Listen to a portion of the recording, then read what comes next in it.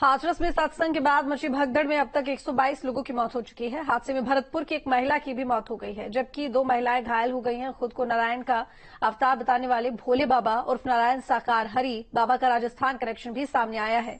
भोले बाबा दौसा में पिपलिक माफिया हर्षवर्धन के मकान में हर 4 महीने में दरबार लगाता था। सामने आया कि जहां बाबा नारायण हरि ने अपना अस्थायी डेरा बना रखा था, वो मकान हर्षवर्धन का ही था। इसी दरबार की आड़ में हर्षवर्धन पिपलिक का रैकेट चलाता था और यही यहां जब नारायण हरि बाबा का दरबार लगता था तो उनके प्राइवेट गार्ड आश्रम के आसपास और पूरे रास्ते में तैनात रहते थे। हाईवे से कॉलोनी में आने वाले रास्ते को भी बंद कर दिया जाता था। दरबार लगने के दौरान अनजान लोगों की कॉलोनी में एंट्री बंद करा दी जाती थी। बाबा के प्राइवेट गार्ड कॉलोनी के लोगों को भी आधार कार्ड देखकर कॉलोनी में जाने देते थे। 5 साल से बाबा ने यहां अस्थायी डेरा बना रखा था, लेकिन फरवरी में हुई एसओजी कार्रवाई के बाद से बाबा नहीं आया और इसकी आड़ में पिपलिक माफिया हर्षवर्धन भी कई काम करता था, जो अब जेल में है।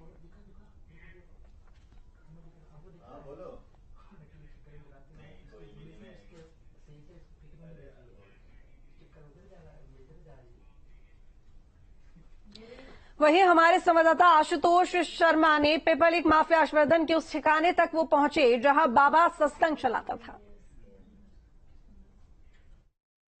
हाथरस के सत्संग में भगदड़ होती है। भगदड़ में करीब 122 लोगों की मौत हो जाती है। मौत का जिम्मेदार बाबा अभी भी फरार है।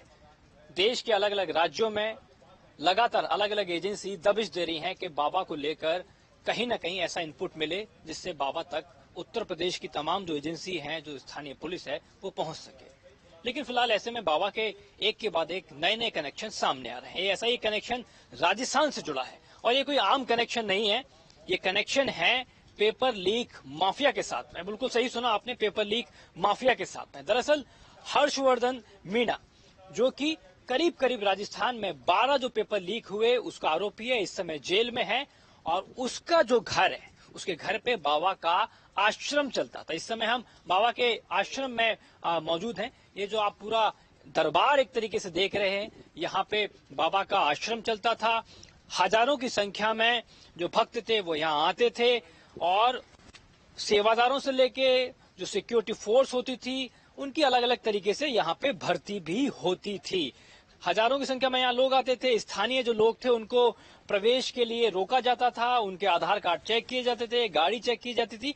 अब यहाँ पे कुछ ऐसे जो दस्तावेज हैं वो मिले हैं जो ये बताते हैं कि किस तरीके से बाबा की फौज तैयार होती थी और खास तौर पे उनमें महिलाओं को जगह दी जाती थी। अब कैसे जगह दी जाती थी और किस तरीके से उनकी एंट्री की जाती थी, ये देखिए, ये कुछ फॉर्म यहाँ पर मिले हैं।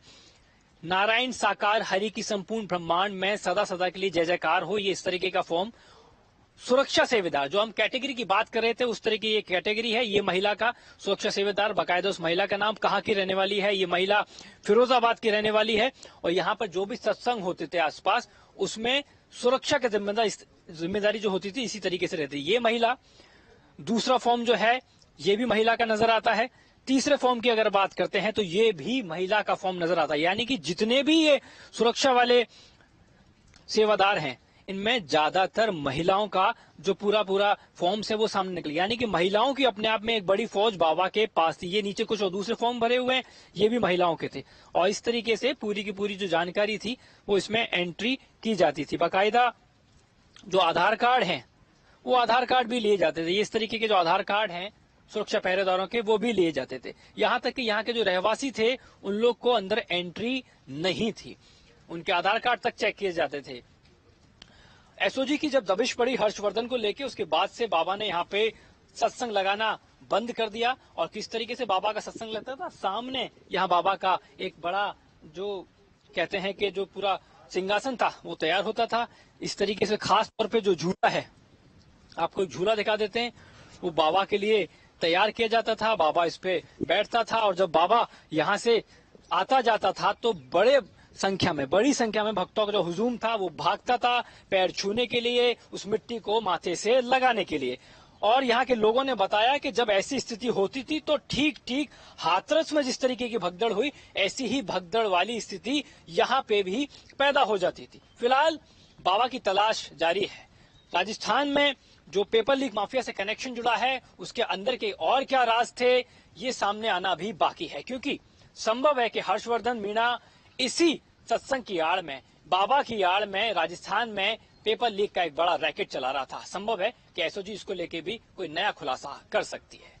वीडियो जर्नलिस्ट राजू चौधरी के साथ आशुतोष शर्मा। और